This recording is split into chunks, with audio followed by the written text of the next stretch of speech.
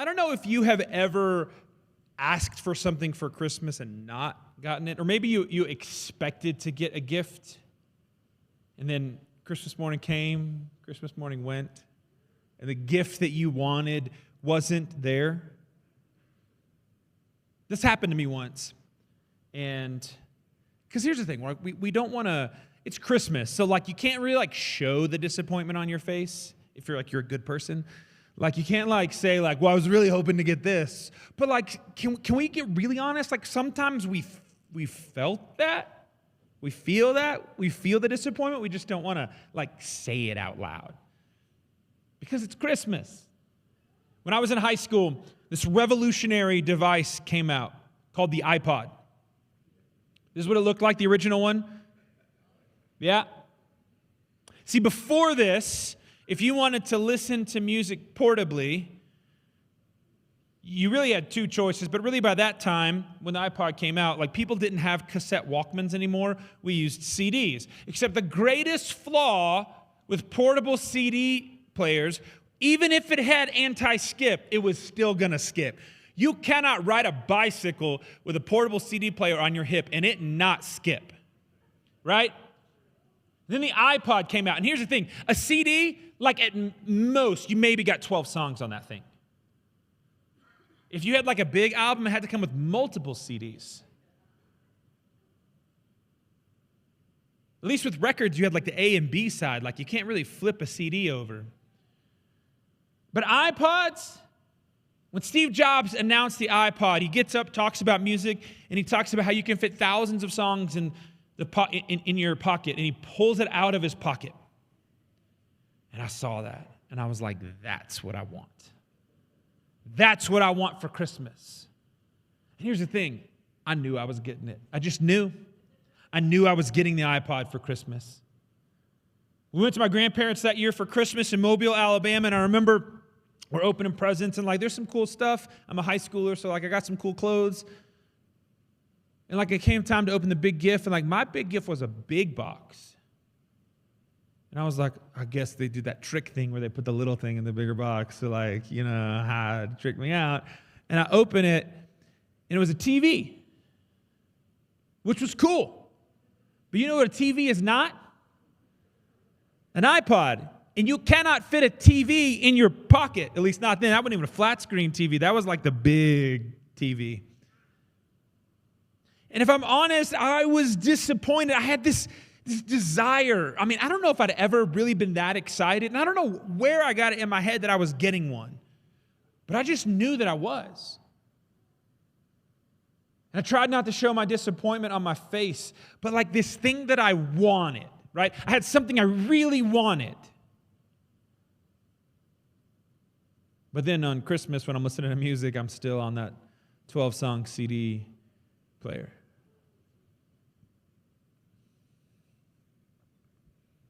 It's easy to talk about this at Christmas, but the truth is many of us have longings that really go much deeper than gifts. That ache for something. Especially when we have a longing, we think that it's something that's going to be fulfilled, right? There's this buildup, this hope, and then sometimes there's disappointment. Maybe it's a job that you didn't get, or an acceptance letter that says, thanks for applying, but.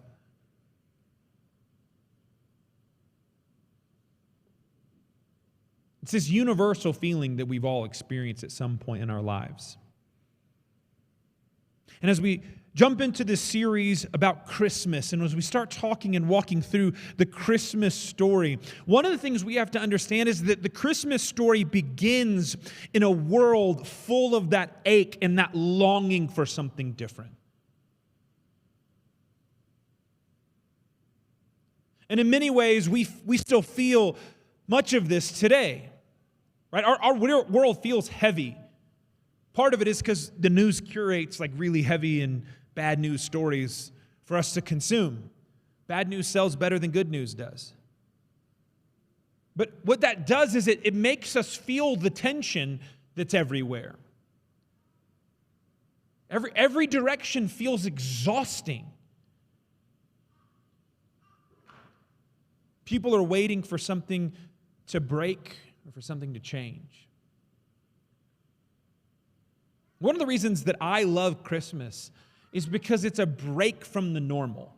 Like, it's the excuse we use to do things that are different, to eat more calories than we normally would, to go to more parties than we normally would.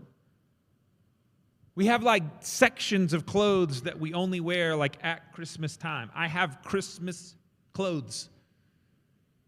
I don't have Arbor Day clothes. I really don't even have Easter clothes. I have a little bit nicer clothes I wear on Easter. But like, I've got Christmas clothing. Not serious Christmas clothing. One of my t-shirts has like little Debbie Christmas tree cakes on it because, yes, Lord.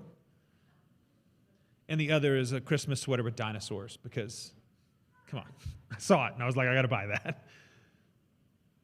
But Christmas is the break, right? It's the excuse that we get to use to break from the weight of the world around us so often. And I actually think there's something fitting with that because the original Christmas, right, when Jesus was born, which we know wasn't December 25th. If you think that, I'm so sorry to be the one that burst your bubble on that. Probably born in the springtime. We celebrate it now, but when Jesus was born, at what we would institute as Christmas years later, it was also a break. But more than just a temporary break, Jesus brought something into the world. He brought hope. But to understand fully the impact of the hope that Jesus brought into the world, I think it's important to understand a little bit of the context in which he was born into. The world Jesus entered, because it wasn't clean. It wasn't polished. It wasn't peaceful. It looked nothing like our nativities on our mantles. It was a world groaning, longing for hope.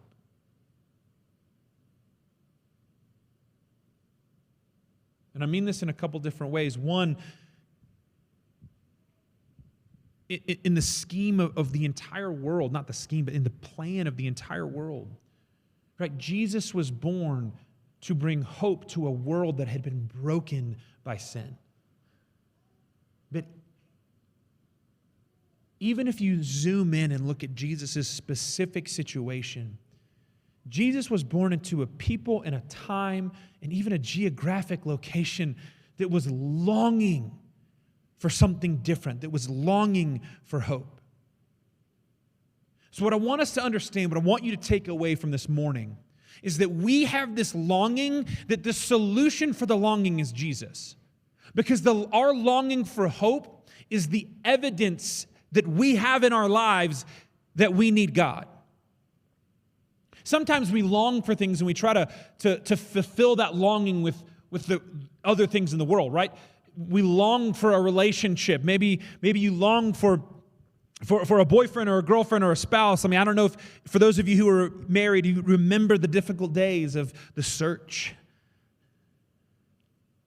Maybe you long for or have longed for children.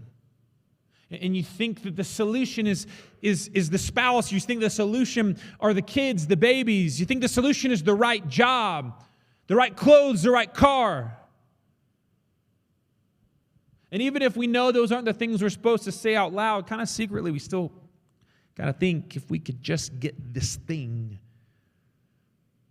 if we could just finally get a mortgage down and buy a house that was ours, it would be so much easier. I used to think that. Then I bought a house. You know what I realized? When you own the house, the landlord doesn't come and fix anything.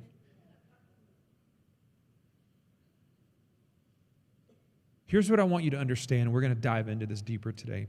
Any longing that you have, any longing in life, is evidence in you that you need God. Not like, oh, I go to church all the time, I'm a Christian, I got it, I'm good. No, like you need an active presence of God moving in your life every single day. in any longing that we have is that desire in us and that need in us that the only thing that can fulfill any of our true longings in life is God. Sure, we can put temporary Band-Aids over things. But have you ever gotten a gift or gotten the thing you wanted and realized, I still kind of feel weird. Still kind of feel like I want something else. You know what happened when I got an iPod? I got addicted to this terrible cycle of upgrading my Apple device every single year. Because they always come out with a newer version and a fancier version. And they got rid of the buttons on that iPod, and then it was just this really cool click wheel. And they came out with a video version of that iPod. And I remember flying across an ocean to Thailand, watching a movie on a screen like this big, but I could do it on my iPod. And then they came out with a phone, and I thought, I'm never really ever going to buy that Apple phone. It feels like it won't work that well. The next year I had one. And then the next year I got another one. And the next year I got another one. And I actually figured out how to scam the system where I could have an additional phone line that was a $10 a month line that I paid off when I sold my old iPhone and had just enough money to pay off that phone and get the new iPhone every year. So I didn't have to wait 2 years. I could just cycle it through every year because that's how bad I was. I was a junkie trying to figure out how to get my technology fix every September.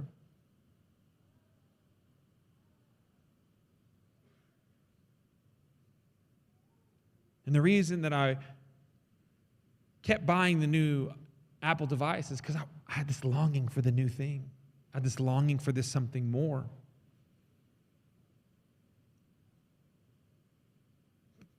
But even when we get the earthly things that we think we want, those longings don't go away. That's why we have to really grapple with and understand that the ultimate longings that we have really are just symptoms of the greater longing that shows us how bad we need Jesus in our lives. So let's talk this morning, if we can, about this idea. I want to look at the world Jesus was born into. So we're going to do a little extra history today. I hope that's okay with you. If you're like, I hate school, one, we're in a school. Sorry about that. Number two, we're going to have a little extra history lesson, which I love because I love history and I love teaching and I think it's a lot of fun. So if you don't like that, great news. There's no homework. There's no tests.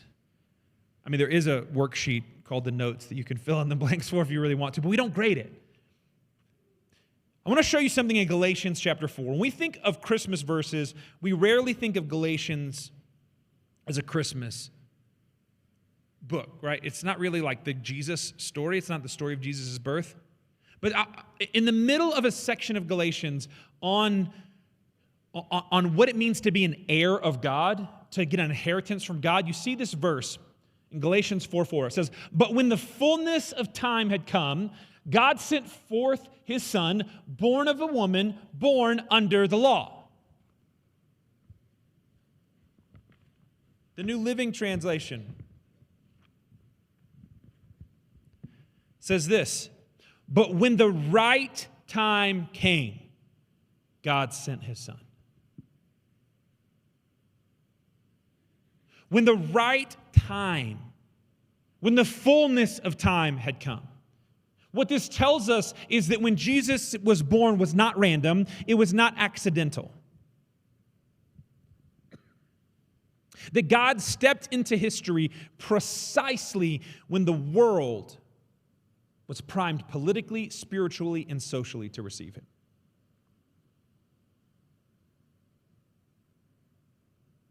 And to understand Christmas, I think you have to understand the world, the story that Jesus was born into. So let's take a second. I want to step into this world together today. In Luke chapter 2, verse 1, we see the verse that for many of us signifies the beginning of the Christmas story. It says this: in those days a decree went out from Caesar Augustus that all the world should be registered. This was the first registration when Quirinius was the governor of Syria. How many people have heard that before? Anybody who's been to church around Christmas or watched many Christmas specials even on TV?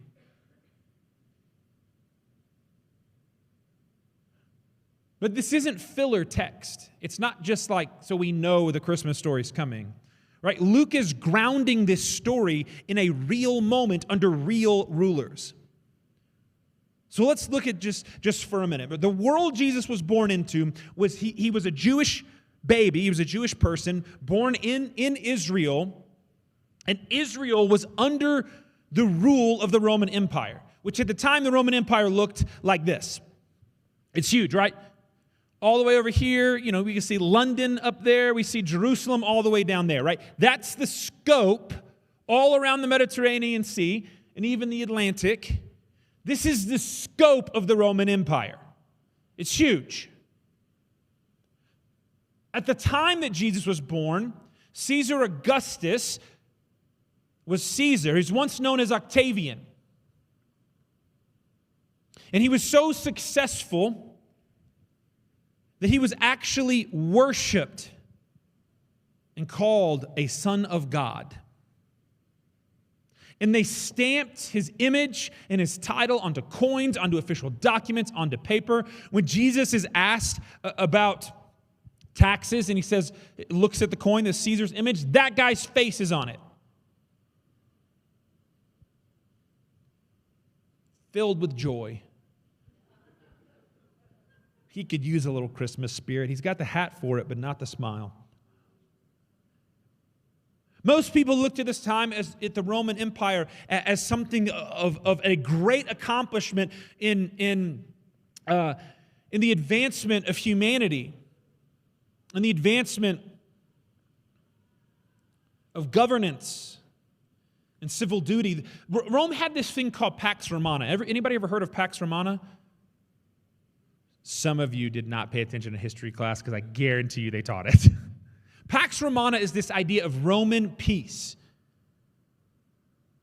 And it's the concept is that if you're a citizen of the Roman Empire, right, you got protection and food. You were fed, you got bread, and you got protection from the Roman army.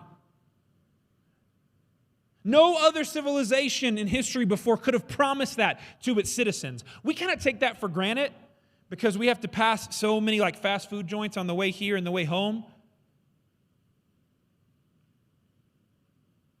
We're never really short on food. We don't have to worry. We don't have to make our own bread. I mean, it's Christmas, so we do because it's Christmas. We do extra work to eat food. Again, with more calories because they're delicious. But this was something revolutionary. But the problem is how Caesar Augustus held Pax Romana together was through fear, force, and public executions called crucifixions. Roads were built all over the Roman Empire. I just want you to look at this image, right? Imagine a network of roads this large that was built over 2,000 years ago. That is incredibly impressive. Also, it takes them about 2,000 years just to finish any construction project today in Denver, so maybe they could take a page out of Rome's book. But look how connected this world is. And we look at that and we marvel and we say, that's incredible, the network of roads that Rome had. Because one of the main reasons they had that was for trade. But the other thing is it allowed them to move their armies very quickly.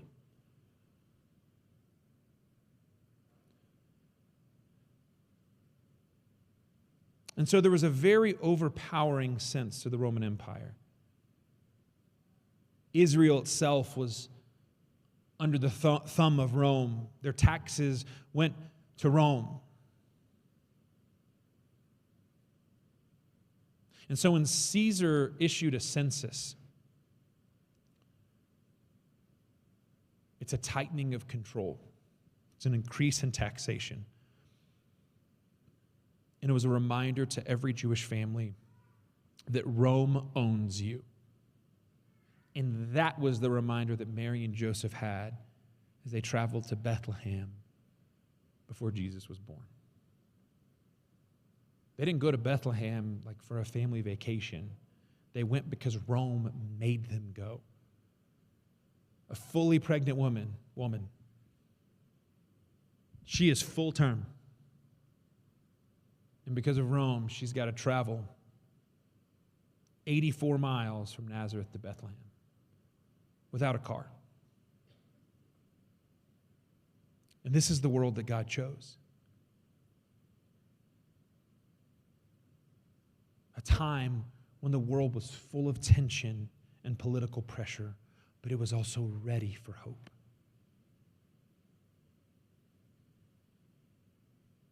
I think we know what it feels like to live under forces that we can't control.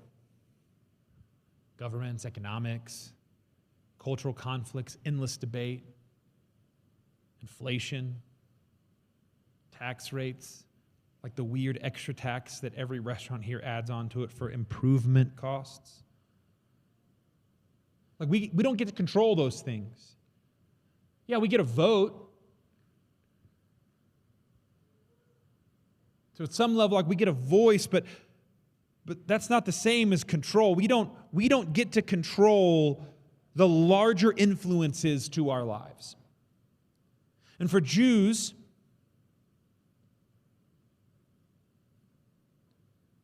living in the first century, political pressure didn't hide their need. It didn't hide their need for God. What it did was revealed it. They were longing for a Savior. They were longing for a King. They were longing for a Messiah. And from their perspective, much of what they needed saving from was Rome. It was a thing that they felt, the pressure that they felt that was outside of their control. Again, our longing for hope is evidence that we need God with us.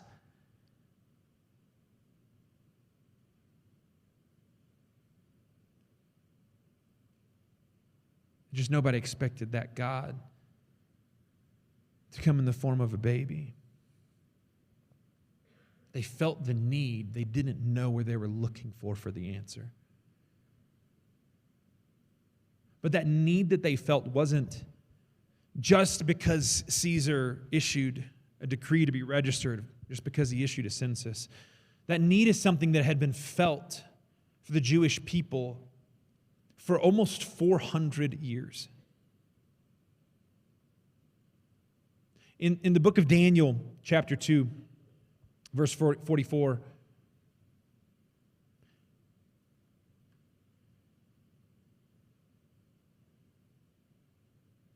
it says this, right? And in the days of those kings, the God of heaven will set up a kingdom that shall never be destroyed, nor shall the kingdom be left to another people. It shall break in pieces all these kingdoms and bring them to an end, and it shall stand forever. There's this prophecy in Daniel chapter 2 that we see, where Daniel is told about these kingdoms, these 4 kingdoms that would take place. He actually lived to see 2 of them. In these kingdoms, one kingdom conquers another, conquers another, and then there's this final kingdom. This final hope that comes. And it says that the God of heaven will set up a kingdom that shall never be destroyed. And the king of that kingdom would be a baby born in Bethlehem. So there's this promise that goes all the way back to the book of Daniel. But by the first century, many Jews believed that Rome was the final empire and God was ready to act and bring this kingdom to fruition. They just didn't understand what that would look like. Because really the last time that they felt as a people, as a nation, God speak to them was in the book of Malachi. So you have Daniel, this promise of this kingdom was going to come. But then in Malachi chapter 3, verse 1, it says, "Behold, I send my messenger, and he will prepare the way before me. And the Lord whom you seek will suddenly come to his temple. And the messenger of the covenant in whom you delight, behold, he is coming, says the Lord of hosts. And it's a prophecy both about Jesus and what most believe is John the Baptist. And so there's this promise of this kingdom to come, this prophecy, and then there's this promise of a messenger. There's this promise of more. And then silence. If you have your Bible and you look in between the books of Malachi and Matthew,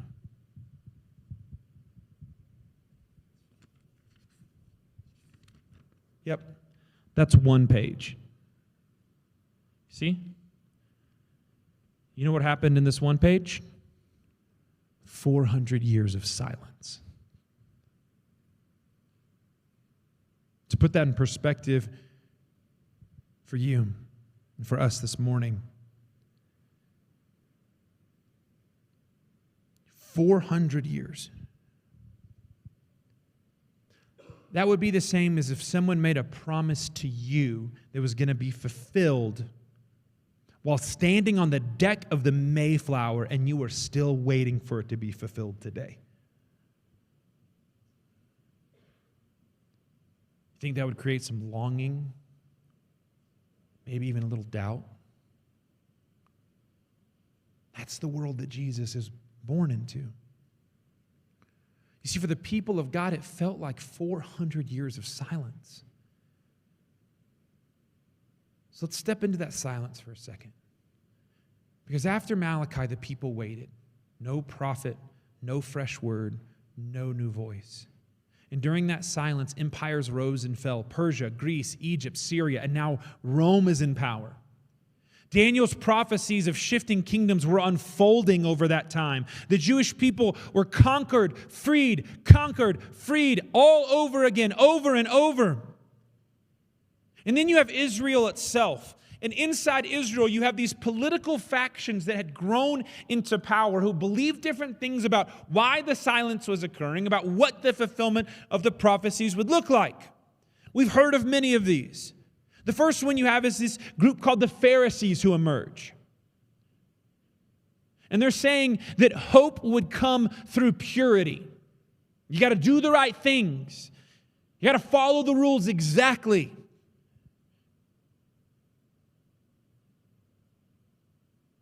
It's all about stepping the right steps and following the rules. To the point they talked about this concept that on the Sabbath is a day you're not allowed to work, so you're not allowed to plow a field. But if you're walking and you have a stick in your sandal and it accidentally turns over dirt, you have then plowed your field and you have now sinned. You have broken the Sabbath. Like they numbered the amount of steps that it was allowed to take on this. It's such legalism. It's faith by legalism. Because when you're longing for something more, you want to do everything right to ensure that you get it, don't you? We can't blame the Pharisees for trying to do what was right. Now we blame them that they fell in love with the legalism. But we do the same. We approach our faith legalistically way more often than we ever want to admit. I have a great sermon series idea that I've never done called Pharisees Anonymous. I even have this idea for a really cool bumper video where it's a bunch of people sitting around and one of them goes, "Hi, my name's Joel and I'm a Pharisee." "Hi, Joel." And we just confess how we're all like the Pharisees. Because when I read Jesus' interaction with the Pharisees, I think we want to put ourselves in the position of Jesus when almost every time we're more like the Pharisees.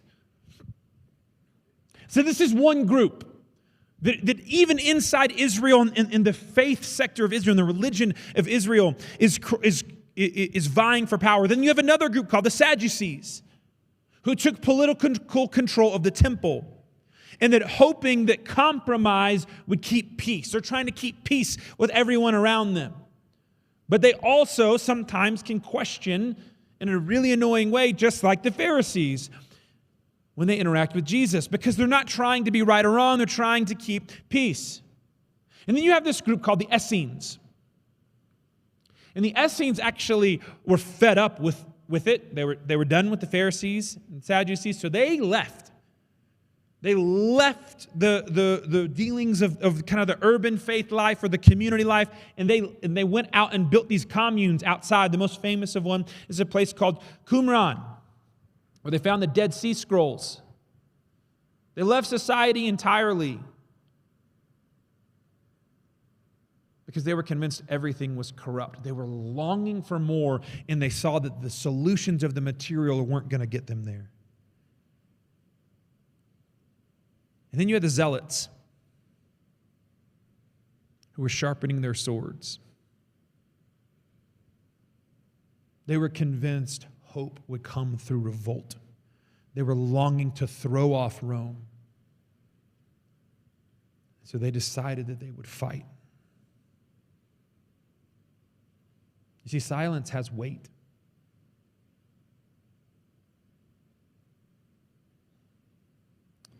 It makes you question. It makes you wonder. It makes you long. It's that waiting, that not knowing. Each one of these groups created their own version of salvation. Everyone claimed to know the way forward. Everyone waited to hear from God or to see what would happen. And they sat in that weight of that silence. Many of you in this room know that silence. The prayers that are unanswered. The faith that feels thin, like it could almost break. The confusion about God's direction, that waiting, that silence, that longing. That need for hope.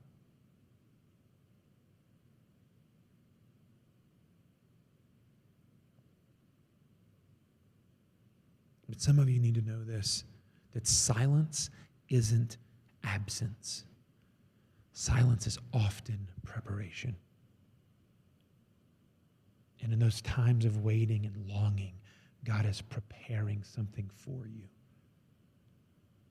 Just like he was preparing for Israel.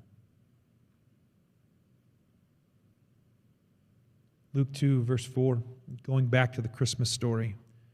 It says, and Joseph also went up from Galilee, from the town of Nazareth to Judea, to the city of David, which is called Bethlehem, because he is of the house and the lineage of David, to be registered with Mary, his betrothed, who was with child. And while they were there, the time came for her to give birth, and she gave birth to her firstborn son, and wrapped him in swaddling clothes, and laid him in a manger, because there was no place for them in the inn. And in the same region, there were shepherds out in the field, keeping watch over their flock by night. Again, Jesus wasn't born in Bethlehem because that's where Mary and Joseph wanted to have their, destination birthing situation happen. They were forced to go there. He wasn't born in the comfort of the home that Mary and Joseph would share together, most likely in Joseph's father's home. He wasn't born into comfort. Jesus was born into a world of crisis. And more than just a crisis of Rome, more than just a crisis of the religion and political factors. But can we just look at the daily life of Mary and Joseph and some of the things that were happening around them? At the time, Caesar Augustus was over Rome, but there was a local leader called Herod the Great who was a Roman appointed. He was Jewish in heritage. He looked kind of like this.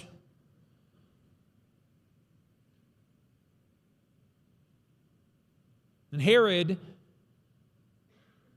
is called Herod the Great because he actually did some pretty brilliant things. When you go to Israel, if you ever have an opportunity to go and you tour it, you will see the incredible amount of building projects that Herod undertook. I mean, it's insane to think about how much was accomplished when Herod was in charge and how much the area was built up and for the time modernized. But Herod was also terrifying. He built palaces, fortresses, and entire cities, but he also executed his own wives, his own sons, and anyone he suspected of betrayal. He was paranoid. And by the time Jesus was born, Herod's final years had dragged Judea into one of its most violent seasons in generations. Near the end of his life, protests and unrest in Jerusalem led troops being sent to the temple area during feast days, with thousands being killed in a single crackdown, right? Which is like imagine your holiest holiday, that you're in your most sacred place, and the army comes in and kills 2,000 people.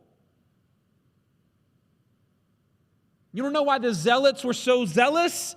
Because of things like this.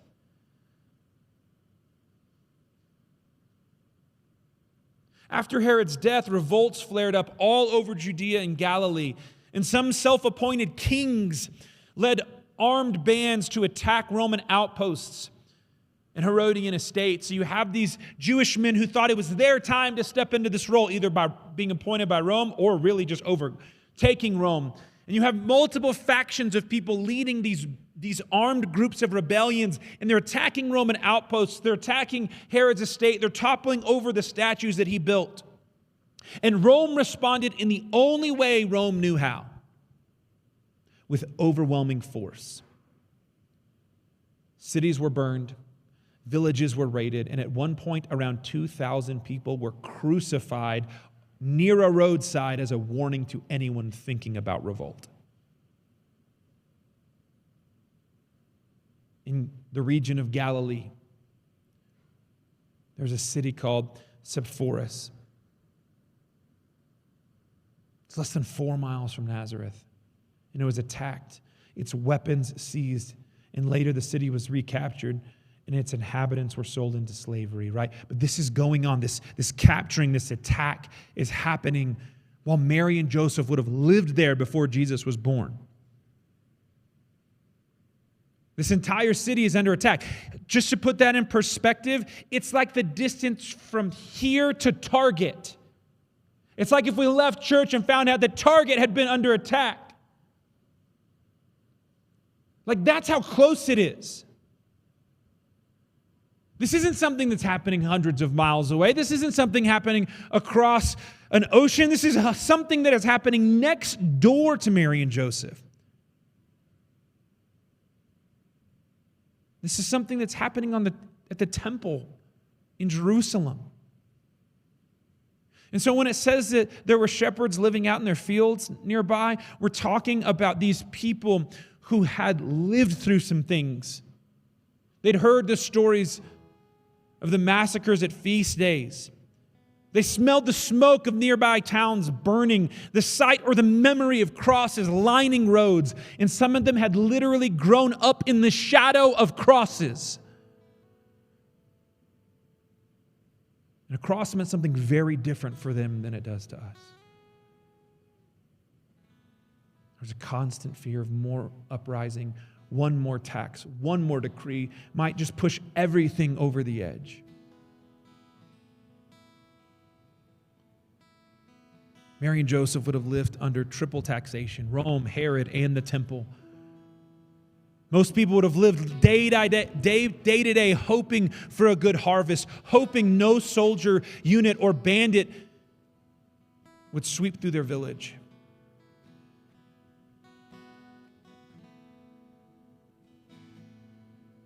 Socially, people felt forgotten, overlooked, powerless, always waiting for the next bad thing to happen. And into that world, into poverty, into obscurity, into oppression, into the lingering trauma of violence, Jesus is born. See, God didn't choose a peaceful, stable moment to step in. He chose traumatized, fearful, on-edge society and entered it as a fragile little baby. He didn't choose a palace. He chose a peasant home, a manger, in a forgotten town. I know that some of you walked in here today and you feel unseen. You may feel overwhelmed or stretched thin. Some of you may be carrying your own version of instability or fear, economic pressure, relational breakdowns, headlines that make you wonder what kind of world your kids are growing up in. But hear me, Jesus didn't enter privilege. He entered pressure. And he chose a world that felt was coming apart, just like ours often does. But what Jesus did is he brought hope right in the middle of it because it was the right time. That's the world Jesus was born into. The right time. The specific time. But here's the really cool thing. That right time became your every time. That anytime you feel that longing, anytime you have that need, anytime you feel oppressed, worn thin, or just overwhelmed, that longing is pointing us to a different cross. The one that our Savior died on to bring us hope. That hope is that this world isn't it.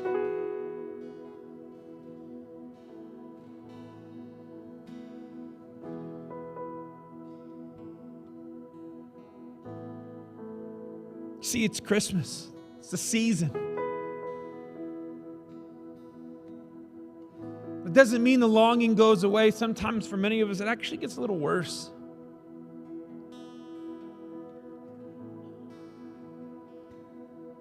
When you understand the world that Jesus was born into, you understand that the world wasn't ready for a holiday. The world was ready for hope.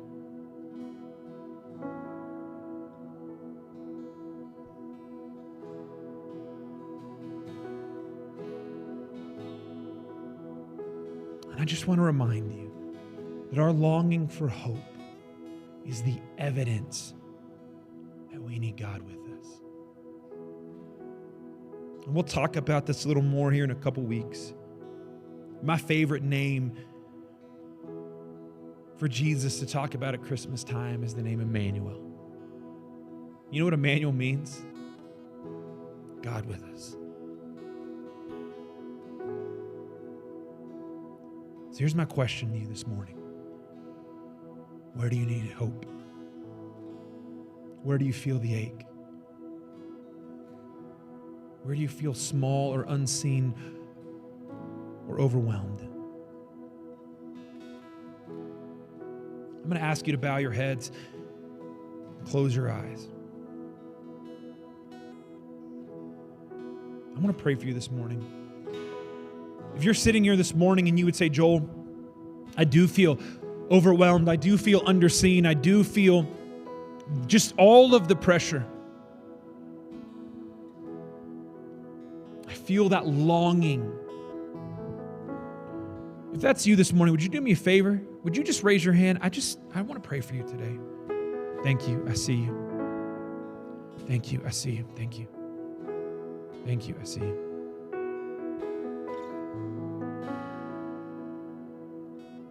Father, I just want to this morning pray for each of these men and women who've raised their hands, even those who didn't, who still feel this. God, I pray that we understand the truth that the Christmas story is the solution for our longing. The Christmas story is hope. Not just hope that one day we go to heaven, but it's hope for here and now too. Lord, let us recognize that those longings that we have is evidence that we need you with us. I pray that each one of us feels that closeness to you today. And whatever situation anyone is going through, whatever this week looks like, whatever we're stepping into, in the name of Jesus, I pray that your presence is felt and known.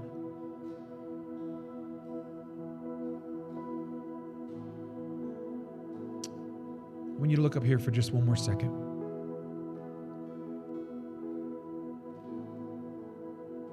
We can recognize the longing, but our proactive step today is that when we feel that longing, we run to Jesus. So your challenge, the application, the thing I need you to take away is, how are you going to step closer to Jesus? In the middle of your longing or just in the middle of your week? The promise is that he draws close to those who draw close to him. So my challenge is, take a step this week that's going to push you closer to the God that came to be with us. We're going to sing one more worship song. I know we're a little bit over time.